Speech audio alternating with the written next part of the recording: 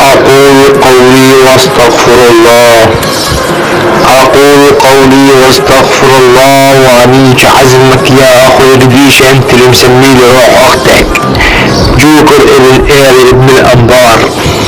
طبعا شي أكيد الصاعد على المايك شبير حلب مدرسة شبير سورية، سفاح ابن القلعة النسخة الأصلية، وحش من وحوش السكة صبر ستة أبناء سوريا. وهذا المايك يعرف لعيون الجوكر الدمشقي وعيون الشام العادية.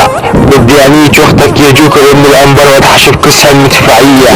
أنيك مثل ما أنشد بنت أختك سمية، أنا اللي خليها السياحة توصل لحدود العراقية. نجت أمك نورية دحشت وصرمة طلقة الروسية مجد قنبلة نووية. أحكم على نفس أختك كما أحكم الكلبة الجوارية. راح أنيك أختك بالحمام وأحكم على الأمة والاستسلام، وأختك تفرق على كسها وتقول طول الليل وما تنام. لخلي بنت أختك تقعد عالصيغ وتقول لك يا سفاح ابن القلعة رجعتي قبل ما أنام. وياك جوكر ابن الأنبار راح أحتحش بسرم أختك الخيار. بنيك أختك وطعمية خراي، خراي ابن الخرية. راح أنيك أمك وطعميها الملوخية، لأنيك النص حمصة العادية. راح أرشعك ساس خواتك المامونية،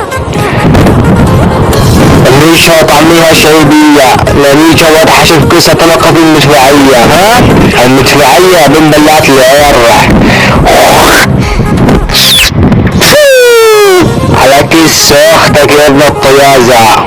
راح انيك امك بكل حماسة اقرا عطيس خواتك اللزازة.